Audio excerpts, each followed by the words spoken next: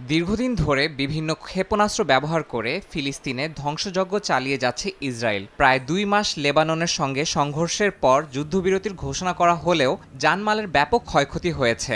এরই মধ্যে ইসরায়েলের অস্ত্রে নিষিদ্ধ রাসায়নিক পদার্থের উপস্থিতি নিয়ে অভিযোগ উঠেছে।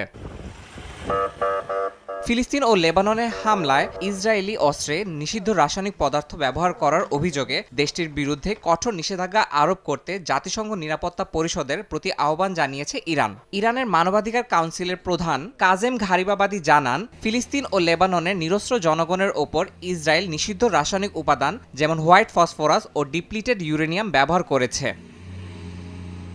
ইরানের অভিযোগ, ইসরায়েলের অস্ত্র মজুদের মধ্যে রাসায়নিক অস্ত্র রয়েছে যা আঞ্চলিক ও বৈশ্বিক শান্তির জন্য বড় হুমকি। এজন্য ইসরায়েলের অস্ত্রাগার আন্তর্জাতিক পর্যবেক্ষণের আওতায় আনারও দাবি জানানো হয়েছে। ইসরায়েলের এ ধরনের সামরিক অপরাধের বিরুদ্ধে ব্যবস্থা নিতে রাসায়নিক অস্ত্র নিষিদ্ধকরণ সংস্থার প্রতিও আহ্বান জানান কাজেম।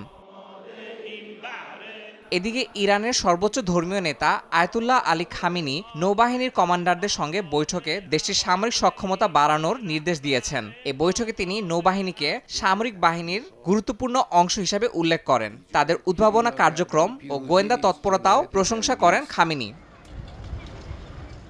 সামরিক শক্তি বাড়ানোর পাশাপাশি গাজায় ইসরায়েলি হামলায় ক্ষতিগ্রস্তদের সহায়তা নিশ্চিত করার জন্য রাসায়নিক অস্ত্র নিরোধ সংস্থাকে আহ্বান জানিয়েছে ইরান। শান্তি প্রতিষ্ঠায় ইসরায়েলের বিরুদ্ধে আন্তর্জাতিক সম্প্রদায়ের কঠোর পদক্ষেপ ও নিষেধাজ্ঞা প্রয়োগেরও দাবি করেছে দেশটি।